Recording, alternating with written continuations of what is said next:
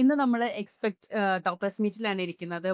മോൾക്ക് second rank ആണ് കിട്ടിയേക്കുന്നത്. ഹാപ്പി അല്ലേ? പ്രൗഡ് മൊമെന്റ് ആണ് അല്ലേ? അതെ. എന്താണ് ഇന്നത്തെ ഒരു ദിവസത്തെ നമ്മളുടെ ഈ ഒരു ഫംഗ്ഷന്റെ എക്സ്പീരിയൻസ് എങ്ങനെ ഉണ്ടായിരുന്നു? നല്ലൊരു എക്സ്പീരിയൻസ് ആയിരുന്നു. എല്ലാവരിനെയും കാണാനൊക്കെ പറ്റി. ഓക്കെ. ഞാനിപ്പോ 8ലേക്കാണ് പോണേ. അപ്പൊ ഞാൻ തൃശ്ശൂരിന്നാണ് വരണേ. ഞാൻ ചെയിൻ CGHS വെസ്റ്റ് ഫോർട്ട് തൃശ്ശൂരിലാണ് പഠിക്കണേ. അപ്പോ ഇങ്ങനെ എക്സാം വേയിൽ ഞാൻ ഈ കൊല്ലാണ് ചേർന്നത്.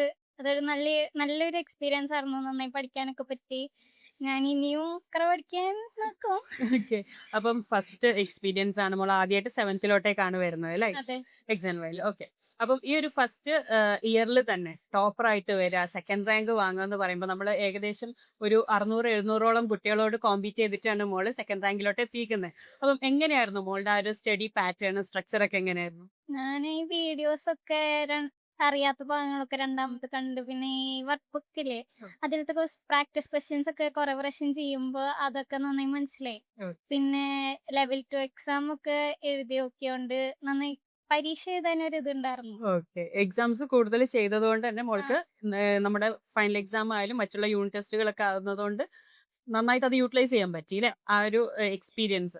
ആഞ്ചലീനയെ സംബന്ധിച്ചിടത്തോളം ആഞ്ചലീന ഒരുപാട് കാര്യങ്ങൾ ഒരേ സമയം ആക്റ്റീവായിട്ട് ഇരിക്കുന്ന ഒരു കുട്ടിയാണ്.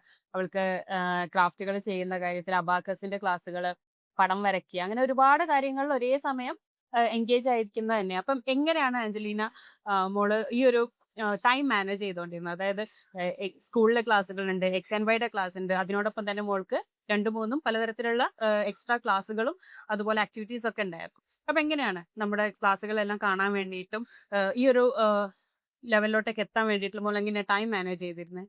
ഇങ്ങനെ സ്കൂളിലേക്ക് പോണ ദിവസം നേരത്തെ എഴുന്നേൽക്കും.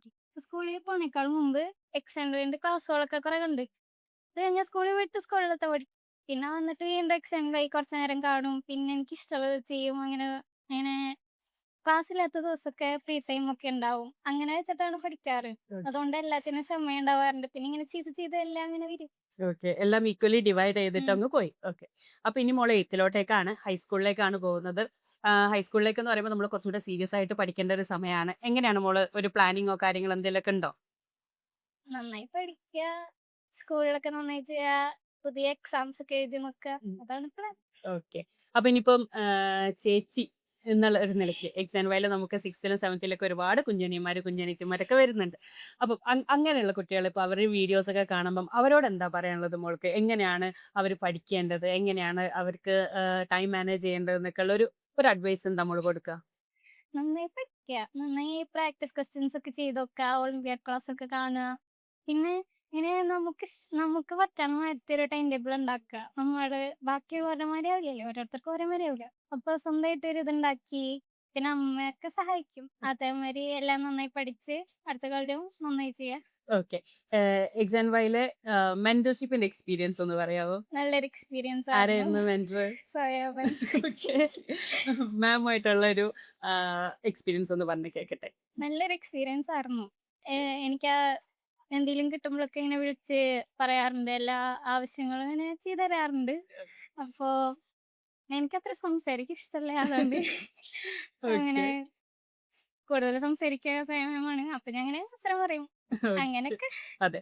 ഞങ്ങളെ സംബന്ധിച്ചിടത്തോളം മോൾക്ക് സംസാരിക്കാനൊക്കെ കുറച്ച് മടിയുള്ള കൂട്ടത്തിലാണ്. അപ്പം ഞാനിങ്ങനെ ഓരോന്ന് ചോദിച്ചുകൊണ്ടിരിക്കും. ആളിങ്ങനെ ചെറിയ രീതിയിലുള്ളൊക്കെ ആൻസർ ചെയ്യുന്ന ഒരു കൂട്ടത്തിലാണ്. ബട്ട് ഇപ്പം എക്സാം വയലാണെങ്കിലും മെന്റി വരുന്ന സമയത്ത് എപ്പഴും നമ്മുടെ ലീഡർ ബോർഡിൽ ഉണ്ടാവുന്ന ഒരാളാണ്. അതുപോലെ പലതരത്തിലുള്ള കോമ്പറ്റേറ്റീവ് എക്സാംസ് ആയാലും എല്ലാത്തിലും ആള് എപ്പഴും മുന്നിൽ നിൽക്കുന്ന ഒരു കുട്ടിയാണ്. അപ്പം എന്നെ സംബന്ധിച്ചിടത്തോളം എന്ന് പറയുന്ന ഒരു പ്രൗഡ് മൊമെന്റ് ആണ്. ഞാനൊരു 1 ഇയർ ജേർണി ഒരു മെന്റർഷിപ്പ് ജേർണിയിലൂടെ കടന്നുപോയി. എന്റെ കുട്ടിക്ക് തന്നെ ഫസ്റ്റ് റാങ്കും സെക്കൻഡ് റാങ്കും എന്റെ കുട്ടികൾക്കാണ് കിട്ടിയിരിക്കുന്നത്. അതിൽ സെക്കൻഡ് റാങ്കാണ് അഞ്ജലിനക്ക്. വളരെ സന്തോഷമുള്ള ഒരു ടൈമാണ്.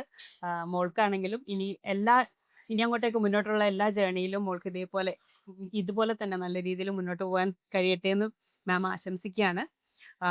എല്ലാവിധ കൺഗ്രാറ്റുലേഷൻസ്.